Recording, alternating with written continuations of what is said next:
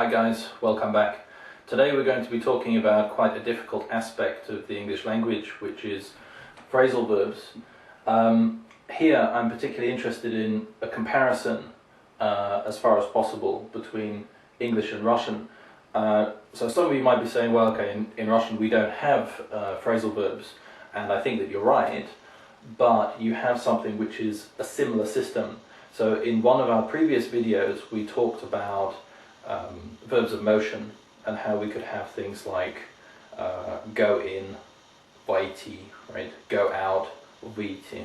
So in Russian there's the preference for putting the additional information here at the beginning of the word as an inflection. So in terms of linguistics we say that Russian is a highly inflected language, so you have a lot of use of inflection. So that's the first bit here, that you're adding the extra meaning to the base verb. And in English, we prefer to add the additional information after as a postposition or as a particle. So with phrasal verbs, most commonly preposition, sometimes adverb.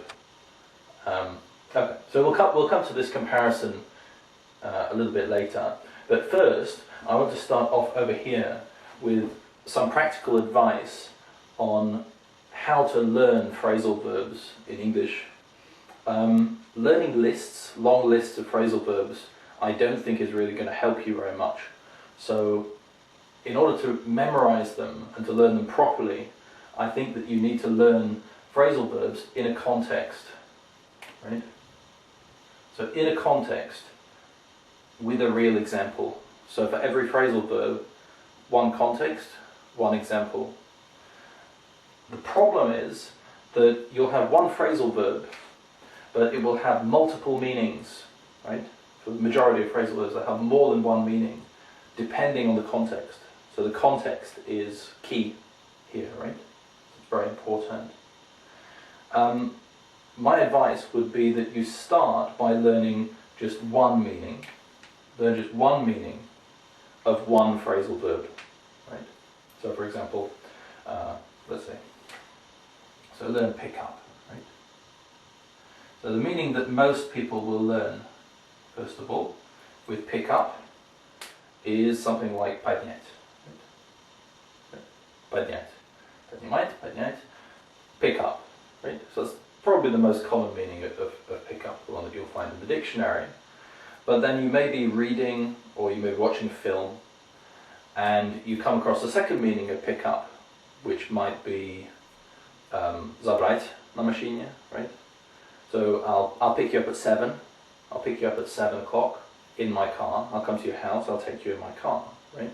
So I'm not literally picking the person up, I'm not getting them over my shoulder and taking them somewhere.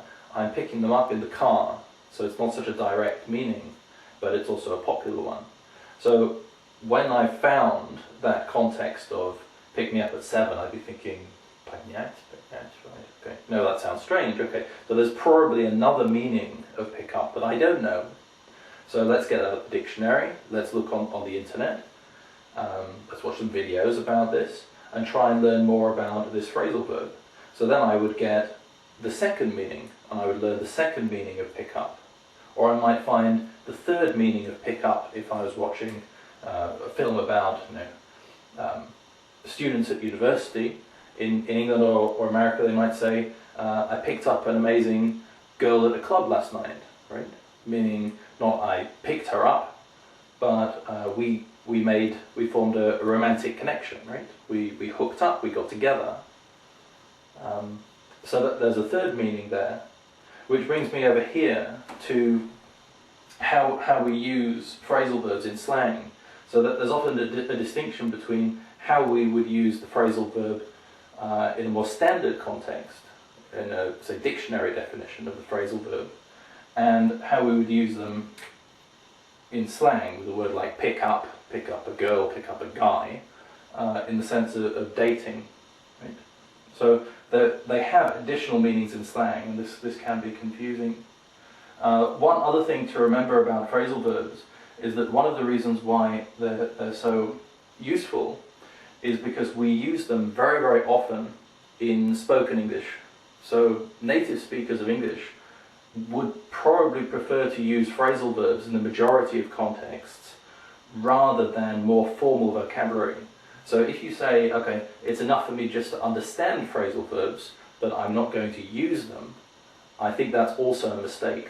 You need to make sure that you're trying to use them more when you're speaking the language. Otherwise, you're in danger of sounding quite formal, sounding quite robotic, right? So using a word like, let me see, postpone, right? Postpone is quite a formal word, so we're more likely to say put off. So put off would be more common in speech than postpone, unless it's in a very formal context. But if you were writing an email in a formal context, you might prefer that one in a formal context, right? But just using that one all the time, I think that's a mistake. That really, at higher levels of English, you should be putting in more effort to try to use phrasal verbs. Okay. So that's covered this little bit of advice about how to perhaps learn phrasal verbs, learning in context, learning with examples, learning one meaning at a time, not everything together, right? Now let's move on to this small comparison of certain phrasal verbs in English with inflections, suffixes tacked on the beginning here in Russian. Now, you may say, there are plenty of exceptions, right? I agree. I fully agree with that. I find this interesting just in the fact that our systems look similar here.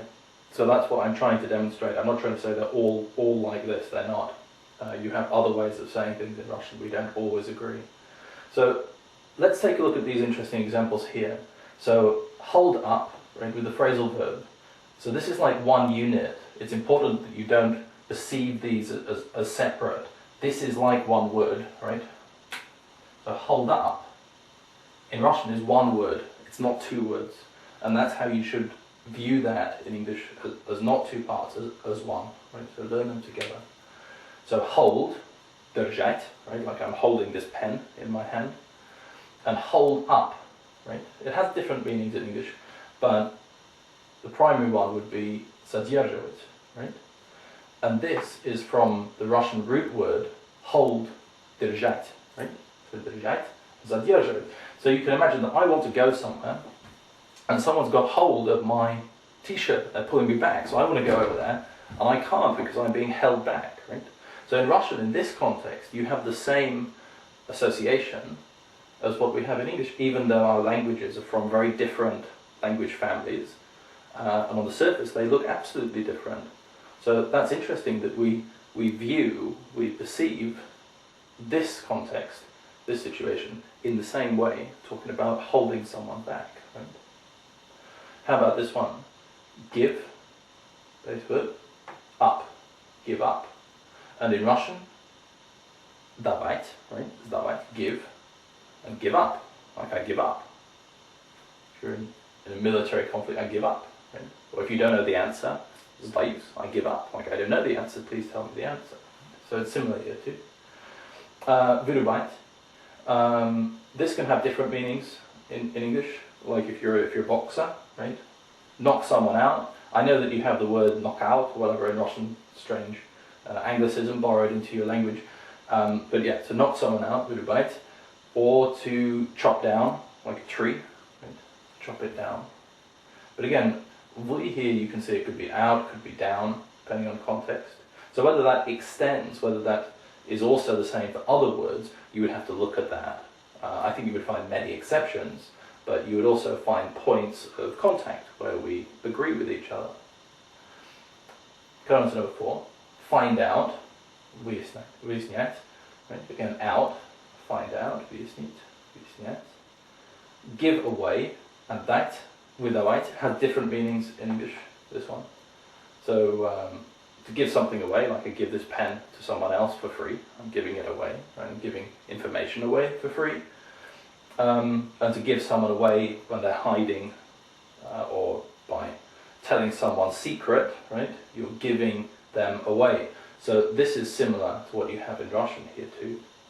Number 6, think over, right? Kind of thinking process. Обдумать. Very similar there. And the final one, number 7, take apart or take to pieces. Разобрать. Also similar here. So you can see this in verbs of motion, as I mentioned in a previous video, and also with phrasal verbs.